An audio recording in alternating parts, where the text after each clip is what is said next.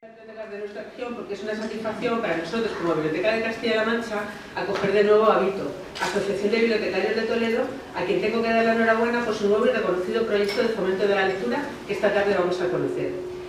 El nuevo proyecto, Ventanas a la Historia, Estrecho de Magallanes y la Isla de las Especies en el siglo XVI, gira en torno a la figura de Magallanes y sus descubrimientos. Agradezco a Vito que me haya querido traer a esta biblioteca para compartirlo con todas las personas presentes. Debemos recordar que la trayectoria de Avito, tanto su primer proyecto, Circumdedistime, navegando por la lectura con Magallanes y Elcano, como este que presentan esta tarde, Ventanas a la Historia, han sido incluidos nada más y nada menos que la programación oficial conmemorativa del quinto centenario de la primera vuelta al mundo que ha elaborado el Ministerio de Cultura y Deporte del Gobierno de España. El que nos trae aquí hoy, Ventanas a la Historia, lo vamos a presentar con dos actos muy especiales. Primero, vamos a contar la conferencia Un botín de aventuras muy especial, las especies en la imaginación y la cultura en tiempos de Magallanes, y será impartida por la investigadora vegetófila Aina Serra Erice, que es, según ha confesado ella, defensora de la literatura y de la divulgación a partes iguales, lo cual es un binomio bastante interesante. Ella, no obstante de sus características y de toda su trayectoria, nos van a hablar más adelante la presentadora, Celeste, que nos va a dar detalle de su obra. Aina nos va a hablar sobre especies y sobre todo de lo que supusieron en la época de la primera vuelta al mundo. Y tras la conferencia tendremos la suerte de asistir a la inauguración de una excelente exposición que tienen aquí en el pasillo, justo a la salida de este salón de actos, titulada Conociendo la biodiversidad de un gran viaje. Con esta exposición nos van a trasladar a paisajes que bien pudieron recorrer Magallanes y Elcano durante sus largos periplos e incluso han prometido despertar nuestros sentidos. Así que, sin más, te doy la palabra a Inmaculada Pérez, presidenta de Avito. Hola, buenas tardes a todos. En primer lugar, dar las gracias a la Biblioteca Regional por habernos cedido este espacio para poner en marcha este nuevo proyecto que las que nos han embaucado son Celeste y Gemma y bueno, hemos participado todos un poco.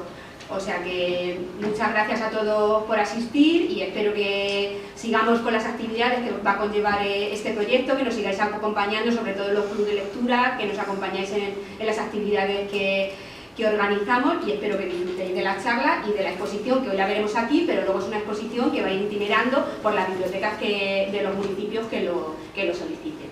Muchas gracias a todos.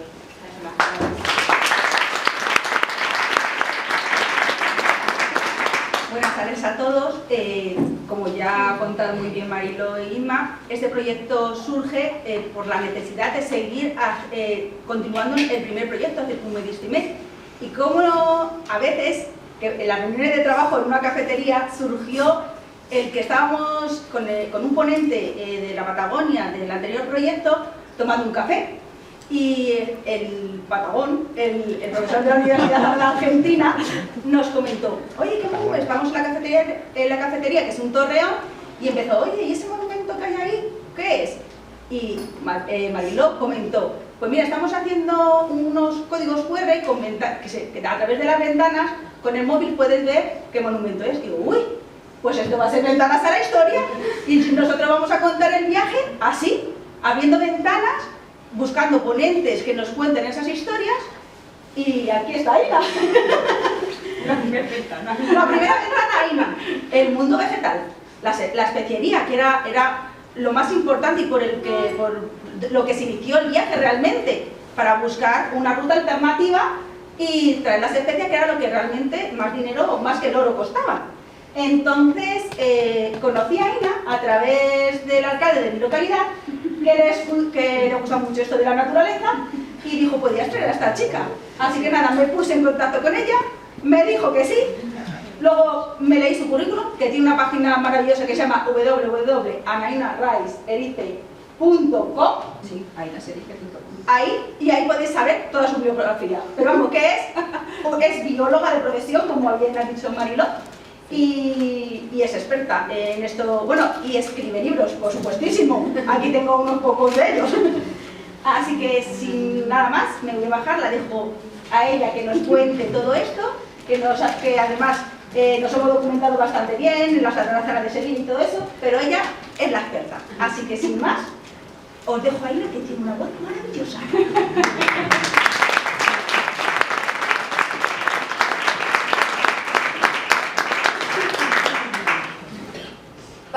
enorme placer estar aquí compartiendo una de mis grandes pasiones, que es la divulgación vegetófila. Y hace ya muchísimo tiempo que empecé a dedicarme a esta aventura. Y las especias han ocupado un lugar muy especial dentro de mis intereses, dentro de mi curiosidad. No me considero una experta, ya me gustaría, cuanto más aprendo, más me doy cuenta de lo muchísimo que tengo por aprender. Pero lo poco que sé y que me resulta curioso e interesante, pues hoy vengo aquí a compartirlo con vosotros gracias a la invitación de Avito. Muchas gracias, y a la Biblioteca de Castilla-La Mancha, que es un lugar maravilloso. Bueno,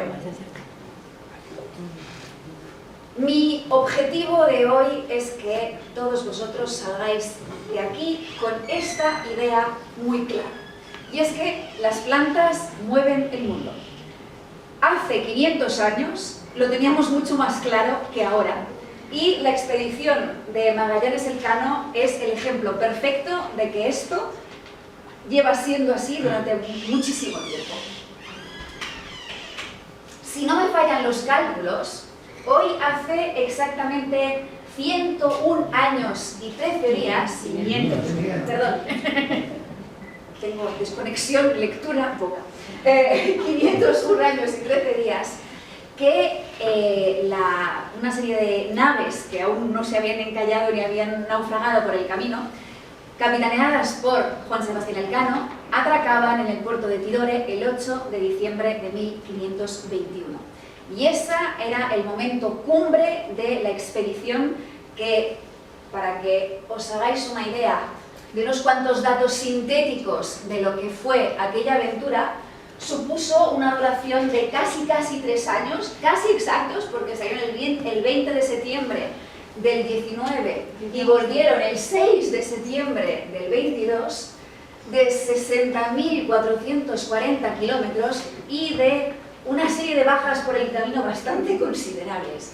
Se dejaron 4 barcos y más de 200 personas también perdieron la vida en esta gran aventura, y de hecho en esta fecha solo volvieron 18 a bordo de la nao Victoria y 17 rezagados que fueron regresando como buenamente pudieron a España desde el cautiverio portugués, que los retuvieron y no los dejaron volver rápidamente. Pues bien, el objetivo de esta gran aventura era las islas en las cuales atracaban ese 8 de noviembre de 1521. Tenemos la gran suerte de que de las 18 personas que sobrevivieron, cosa que ya veis que a nivel estadístico no era para nada seguro de que uno de los 18 realmente fuese esta persona, era Antonio de Pigafetta, que era un italiano, bueno, de lo que hoy consideramos Italia, un vicentino, que se embarcó en la expedición y mantuvo un diario que se publicó al cabo de unos cuantos años. Y Pigafetta tenía un interés por la historia natural excepcional, y su material nos ha proporcionado una cantidad de información sobre esta expedición absolutamente maravilloso. Tanto es así que cuando los investigadores e investigadoras se han puesto a analizar este diario, estos datos salen de una investigación de Pablo Vargas Gómez, que trabaja en el Real Jardín Botánico de Madrid, y que se han puesto a hacer números, han visto que sobre casi 630 menciones a seres vivos en el diario de Antonio de Pigafetta, el 58% corresponden a menciones a plantas. ¿Qué significa eso? Que si esta expedición tiene un leitmotiv, es botánico, claramente. Y de todas las plantas que menciona, aparte de que la enorme mayoría son plantas útiles, más del 80% son plantas que sirven para algo, esto, paradójicamente, nos indica que Antonio Pigafetta tenía un ojo de naturalista que también se interesaba por las plantas inútiles, que sencillamente le llamaban la atención y que dejó por escrito a pesar de que no tuviese ninguna utilidad.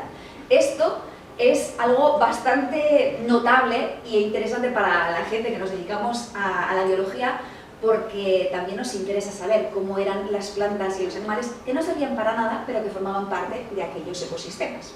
Sin embargo, el interés de Pigafetta fundamental son las plantas útiles. y la enorme mayoría de plantas que menciona son plantas comestibles, que pueden comerse, consumirse de alguna manera.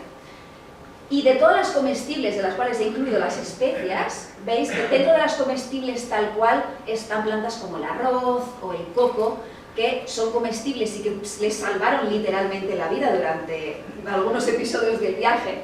Pero las que hoy van a ocupar los siguientes 45 minutos, esperando que no me pase yo demasiado emocionándome contando dos cosas, son las especias. Si analizamos qué especias menciona Pigafetta para tener una idea de qué intereses tenía esa expedición y cuáles eran las especias protagonistas, vemos que el cotarro se lo llevan 5 especias y de todas ellas la más importante, con muchísima diferencia, es el clavo.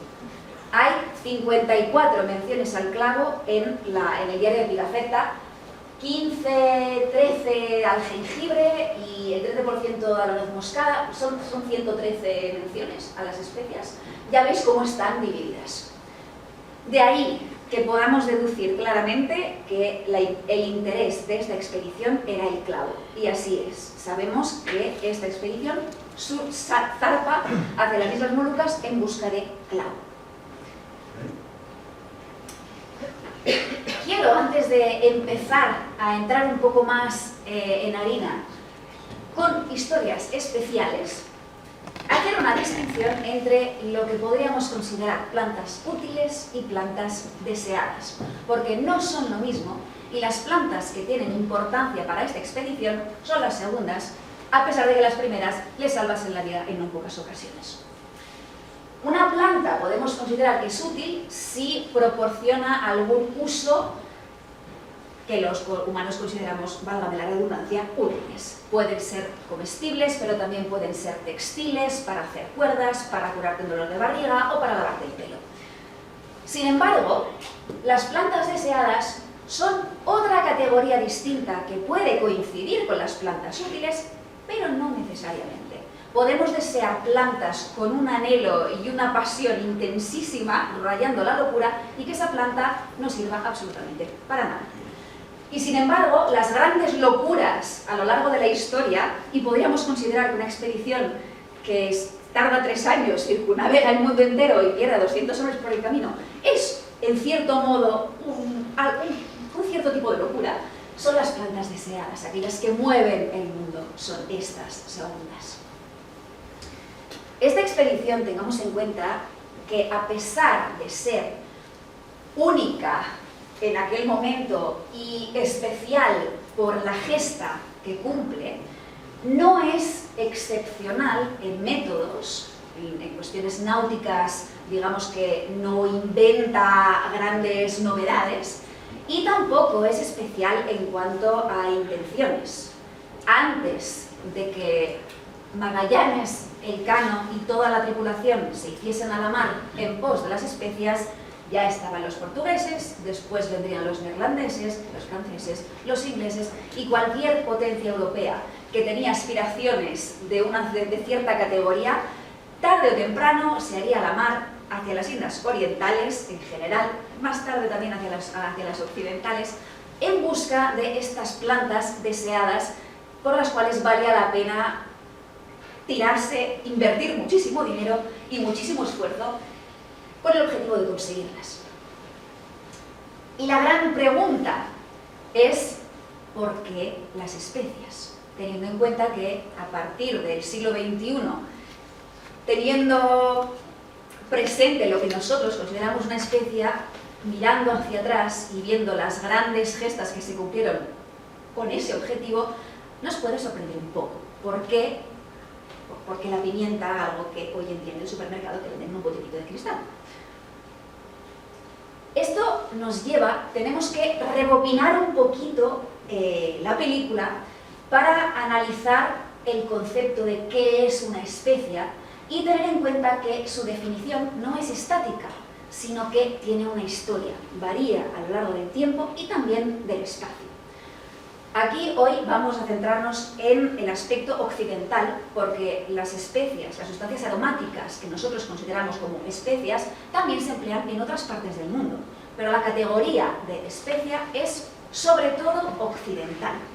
y tiene un origen a nivel etimológico, el germen de lo que es una especia se halla sobre todo en la antigua Roma.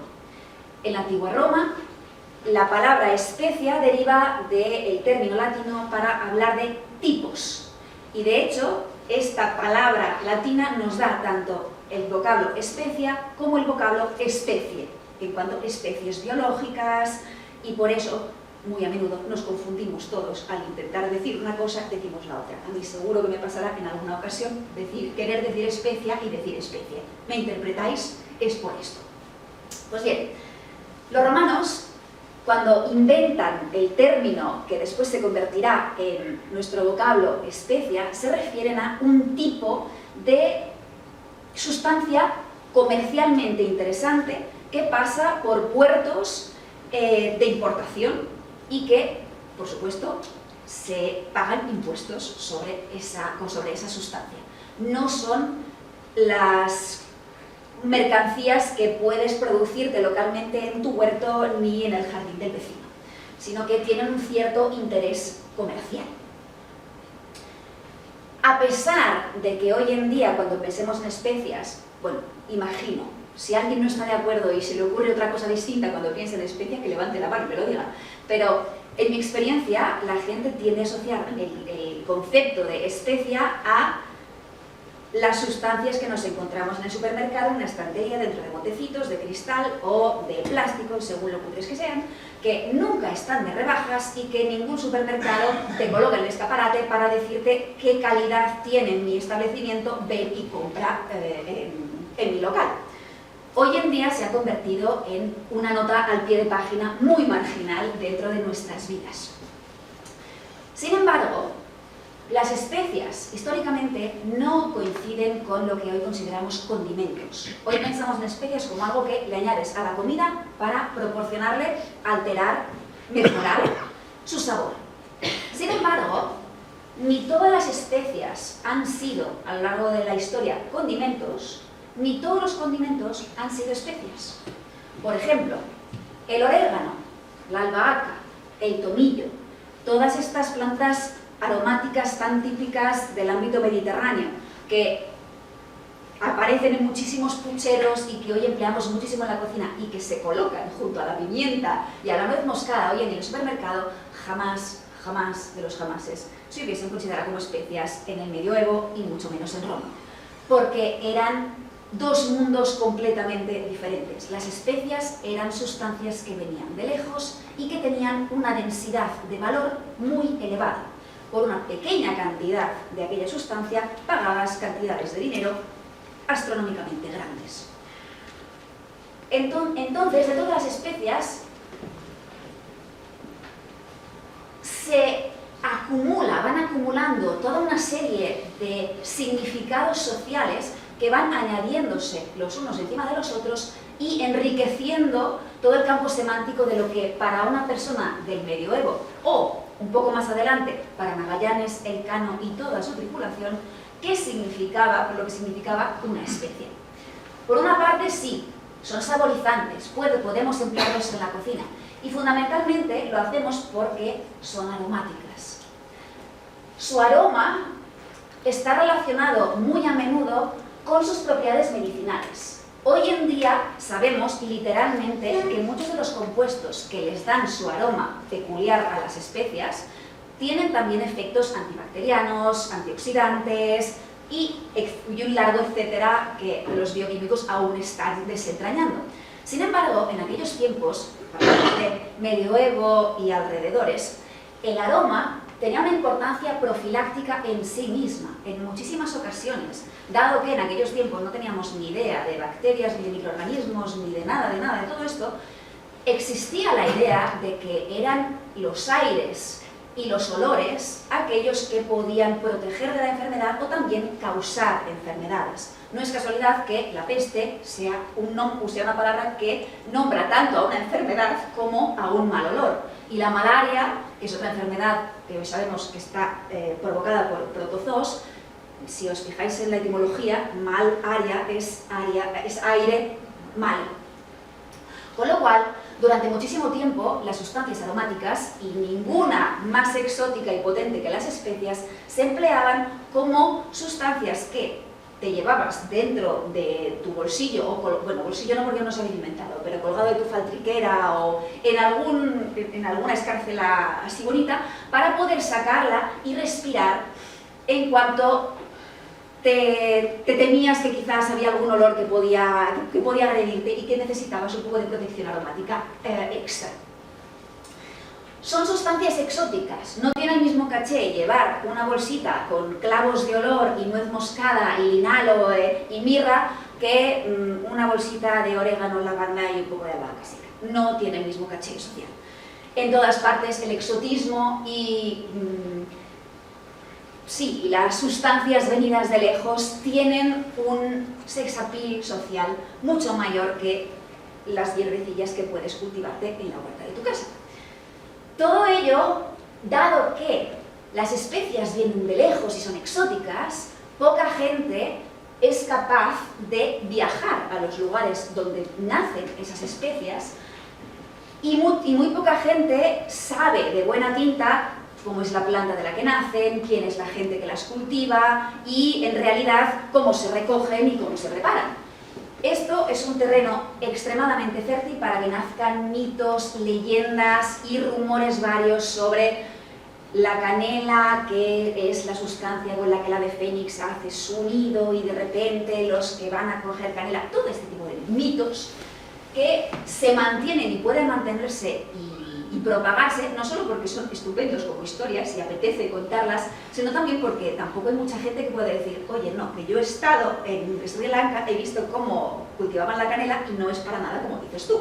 Si no puedes falsificar ese mito, pues, y además es un mito que es bueno para pensar y que da ganas contarlo, pues larga vida al mito. No debemos olvidar otro componente importante de todos estos siglos de 1500 y anteriores, que es que el aroma, la medicina, la protección, el exotismo, implica muy a menudo también una conexión con la esfera sagrada.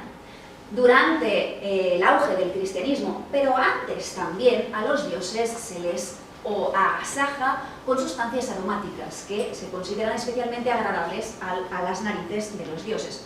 Esto, con el cristianismo, a pesar de un bajón inicial por alergia a pasados paganos, cuando llega el medioevo se han curado, ya tienen anticuerpos contra esta alergia a la conexión entre el aroma y lo sagrado, y existen muchísimas menciones a apariciones de la Virgen o santos o personas que han vivido en especial aroma de santidad, que precisamente viven en aroma de santidad, que huelen a especias, que la canela, ese olor especialmente agradable, tiene una conexión con lo sagrado. Durante buena parte del medioevo estamos convencidos de que el paraíso terrenal es un lugar que existe y que podemos situar en el mapa con un pin. Y en el paraíso terrenal es el lugar donde mucha gente sitúa el origen de las especias. Y hay también mitos sobre el Nilo, es un río que nace en el paraíso y dicen que en sus aguas por las mañanas echan las redes y pescan especias. Toda esta aura mítica convierte a las especias en muchísimo más que sencillo, que algo que pones en el salero y que le colocas un poco a la carne, sino que es una marca de clase con todas estas asociaciones que las convierte en plantas tremendamente deseadas. Como decía, la historia de las especies en Occidente, a pesar de que tenemos antecedentes griegos que ya conocen la pimienta, y paradójicamente los griegos, con Alejandro Magno, que desde Grecia se nos va hasta la India, en realidad hay gente en el siglo III o IV antes de la era común que ha estado en la India, occidentales me refiero, y que han visto y dan testimonio de las plantas en las que crece la pimienta, por ejemplo, pero los que realmente empiezan a comercializar con la India directamente, y directamente quiero decir que desde puertos controlados por ellos mismos se hacen a la mar en el Mar Rojo y consiguen descubrir el secreto de los monzones, porque atravesar el Océano Índico significa saber cuándo tienes que zarpar, desde dónde, para que los monzones no te tiren el barco para atrás. Pues los romanos consiguen dominar esta ruta y se establece una ruta de comercio muy frecuentada entre los puertos que se abocan, que están en el Mar Rojo. Recordemos que Egipto forma parte del Imperio Romano después de que Cleopatra, digamos, salga del mapa. Y desde allí, tanto barcos romanos viajan hasta la India, como barcos indios viajan hasta los puertos de Roma. No debemos olvidarnos, parece que los occidentales lo hemos dicho todo, mentira. Sabemos que llegan muchísimos barcos construidos con materiales locales de la India, llegan hasta los puertos. En este caso yo tengo datos sobre el puerto de Berenice, que está muy bien excavado desde hace unas cuantas décadas ya, y hay muchísimo yacimiento interesante en este sentido. Y sabemos que Berenice es un puerto multiétnico en el cual se habla griego, se habla latín, se habla tamil, se hablan varias lenguas del sur de la India, porque llegan muchos marineros de aquellas zonas que vienen al Imperio Romano a comerciar. ¿Y qué comercian fundamentalmente? ¿Qué especias tratan? Pues a pesar de que podríamos pensar que los romanos ya conocían todas las especias habidas y por haber, los romanos empiezan con el gusto por las especias, pero su especiero no es tan vasto como podríamos pensar. Datos son para otras cosas, pero para cocinar tampoco tanto. Otras especias, pues sorprendentemente las hay, pero no son lo que podríamos esperar. La especia más deseada, o de las más deseadas del Imperio Romano, es una especia que se llama silfio, que no es exótica, sino que crece en una zona de la actual Libia y que en tiempos históricos del Imperio Romano se extingue. Creemos que por sobreexplotación, precisamente por ser planta excesivamente deseada y mal gestionada. Si esta presentación lo hubiese hecho hace un año, lo hubiese dejado aquí. Hoy os puedo decir que hace poquitos meses ha habido un investigador en Anatolia que cree haber redescubierto el silfio de los romanos, que se habría quedado cultivado en Anatolia, en algunos pueblos por ahí perdidos, probablemente trasplantado desde la Cirenaica probablemente, y cabe la posibilidad de que un día podamos probar realmente una receta romana con silfio tal y como la cocinaban ellos. Es un pariente del hinojo. Bien, a medida que pasan los siglos, hay muchísimas cosas que cambian. El especiero medieval es muchísimo más rico que el especiero romano. Y empleando los términos de manera un poco chancletera, porque sabemos que el Imperio Romano acaba, se supone, en Occidente, con la caída de Roma por las invasiones bárbaras, muy entre comillas, pero en realidad el Imperio de Oriente, que sigue siendo Imperio Romano, a pesar de que nosotros ahora lo llamemos bizantino, ellos siguen llamándose a sí mismos romanos.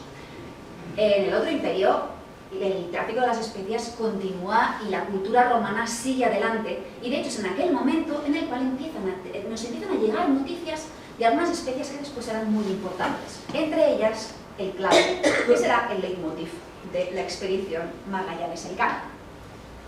Durante todo este periodo pasan cosas que les complican la vida a los occidentales en relación con las especias.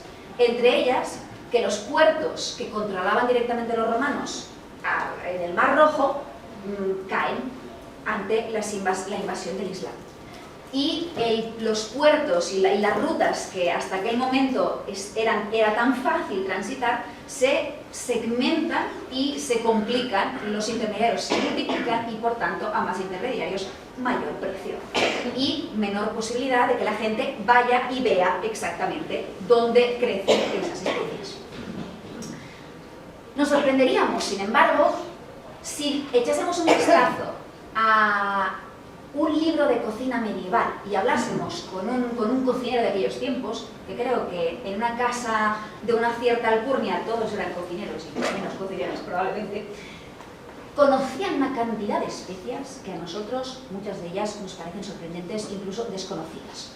no solo manejaban la pimienta negra, la larga, que esta se conocía de los romanos, otras que nos suenan, la canela, los clavos, la nuez moscada, el macis, el azafrán, por supuesto, el jengibre, pero tenían cosas tan peregrinas a nuestros oídos como la melegueta, quién sabe, quién ha probado jamás la melegueta, o la galanga o el galangal, el sándalo, que sí, no solo se empleaba para oler, sino que algunos se empleaban en la cocina, sobre todo para teñir, los granos del paraíso, que eran muy conocidos y apreciados en determinadas zonas de Europa. Claro que Europa tiene una raíz común, pero está fragmentada, y en cada región de Europa las preferencias gastronómicas son ligeramente distintas. A todo el mundo le gustan las especias, pero a algunos les gustan ciertas especias más, y otros el especiero cambia. La cedoaria también, o el linaloe. El linaloe, al igual que el sándalo, es una planta que hoy en día asociamos a perfumes de lujo, porque se emplea para perfumar, y que sin embargo en aquel momento se empleaba también a veces dentro de recetas gastronómicas. Decíamos al principio que son sustancias que vienen de lejos, y son sustancias que para viajar bien suelen llegar secas. Los clavos llegan secos, la nuez moscada llega seca, la pimienta evidentemente llega seca. Sin embargo, hay algunas excepciones, como por ejemplo, aquí tenéis el jengibre. El jengibre, que es una de estas especias bastante comunes y accesibles durante la época medieval, y que se consume no solo seca y en polvo, sino también verde. Tenemos documentos de puertos comerciales que hablan de distintos grados de jengibre y de jengibre verde, y recomiendan que para elegir buen jengibre que vigilar bien que no esté podrido por dentro y sea blanco. Si alguien te está aconsejando que compruebes que no está lleno de gusanos y podrido, debe de ser porque un porcentaje en absoluto despreciable de los cargamentos de jengibre deberían de llegar en condiciones bastante penosas. Porque a pesar de que lleguen no exactamente secos, tampoco llegan exactamente frescos. Tienen viajes de 6 meses a 1 año. Pese a todo, no en Occidente, la mayoría de las personas no tienen la menor idea de cómo son las plantas que proporcionan las especias que después ellos tienen en sus mesas o en sus despensas. ¿Sabríais decirme qué especia proviene de este árbol? ¿Laurel? Es una lauracia. Es pariente, es primo. ¿Os rendís? Es la canela. Esta es una hoja de canela. Si nosotros no lo sabemos, imaginaos cómo estaban las gentes castellanas y aragonesas del siglo XV o del siglo XVI, que solo veían la canela en ramita, y nadie les había traído jamás a nadie se le ocurría traer un pliegue de herbario, evidentemente. Una de las grandes hazañas, por decirlo de algún modo también, de todos los viajes de exploración que Occidente lanza hacia las Indias Orientales, no es solo por el interés comercial, sino también por el interés naturalístico. Hasta que Pigafetta no llega a las islas donde crece el clavo, tenemos bastante pocas descripciones sobre cómo son los árboles de los que nace el clavo y qué relación tiene la especia que nos llega en saquitos a nuestras casas y la planta de donde nace esta especia. Como os decía, hoy nos centramos sobre todo en Occidente, porque si no, no acabaríamos nunca, pero no quiero dejar de destacar que todas estas especias y sustancias aromáticas tienen una historia igualmente interesante y comercialmente importante y culturalmente importante fuera de Occidente, tal y como la tienen en nuestros lares. En el caso del clavo, por ejemplo, no solo llega a Occidente, sino que llega muchísimo antes a China, y desde China, Corea y Japón. Y en China, Corea y Japón, que usan muchísimo clavo, no suelen emplearlo demasiado para cocinar, sino que sobre todo lo emplean como sustancia aromática para limpiar la cavidad bucal. De hecho, el clavo tiene efectos desinfectantes y quizás alguien, antiguamente mi madre me dice que a ella le ponían la anestesia para hacerle, para operarle la boca con clavo, anestesia de clavo. Y también se emplea, por ejemplo, para elaborar inciensos. Esto de aquí es una tienda de inciensos en Kioto, no, mentira, en Tokio. Y el clavo en Japón no se emplea en absoluto en la cocina, pero se emplea desde el siglo VI para elaborar inciensos. Con lo cual, no debemos olvidar nunca, a pesar de que hoy nos centremos más en el aspecto occidental, que estas plantas tienen una relación con la humanidad mucho más amplia, vasta y a veces curiosa de la que podemos imaginar desde nuestro pequeño reducto occidental.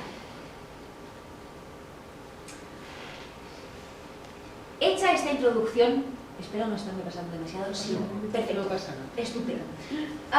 Veamos exactamente por qué de todas las especias que podían haber elegido para ir en su busca, ¿por qué el clavo? Ya habéis visto que el clavo es el objetivo fundamental de esta expedición. Pero ¿por qué esta y no cualquiera de las otras? Aquí tenéis el escudo que se le proporciona a Juan Sebastián Elcano, el capitán que completa la circunnavegación a bordo de la nao Victoria, con los 18 hombres que han sobrevivido y que llegan a Sanlúcar de Barrameda en septiembre del 1522.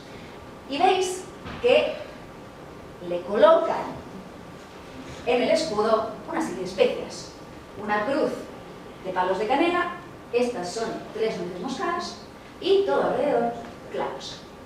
Sin embargo, la única especia de estas 3 que realmente es importante y es una especia de peso, literalmente, porque lo ven como 7 toneladas de clavo, en esta expedición es el clavo. ¿Por qué?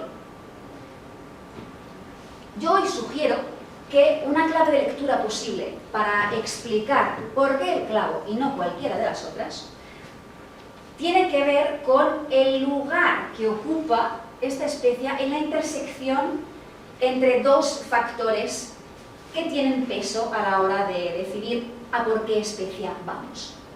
Una es la accesibilidad. Tiene que ser una especia a la que puedas acceder con relativa facilidad, al menos sin dejarte la piel por el camino.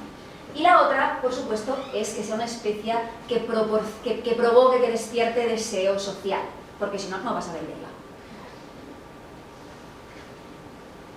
Empecemos por la accesibilidad. Como os comentaba, las especias vienen de lejos. Pero claro, hay lejos 200 kilómetros y hay lejos 2000 kilómetros. Son distancias bastante distintas. Y para explicar por qué el clavo y no la pimienta o cualquier otra de las especias, vale la pena que nos paremos un momento a analizar la biogeografía de estas plantas. Es decir, ¿dónde crecen en el mundo?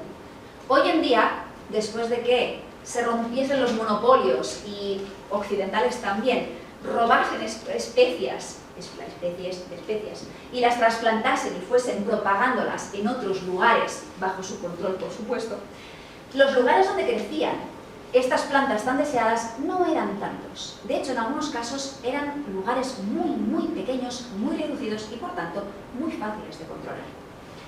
Si nos limitamos a las 5 especias que menciona Pigafetta en el diario al principio, o sea, pimienta, canela, clavo, nuez moscada y jengibre, y las situamos en el mapa, vemos que, por una parte, hay como 2 grupos compactos.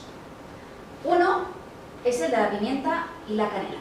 La pimienta negra es originaria de unas montañas que se sitúan aquí en la India, aquí en el sur, que son los Ghats occidentales. De allí provenía toda la pimienta negra en aquel momento.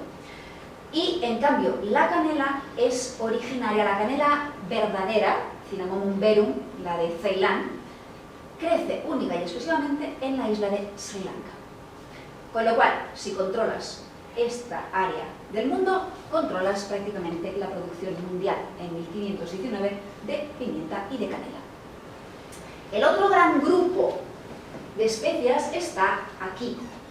Y aquí está el clavo y aquí está la nuez moscada. Están situadas en unas islas pequeñas, en la actual Indonesia, hoy Maluku, en aquel momento las Molucas, también las llamamos, y única y exclusivamente crecen aquí. Tened en cuenta que cuando decía yo que hay lejos y hay lejos, la distancia entre el puerto de Alejandría y la India es tan grande como la que existe entre la India y las Molucas.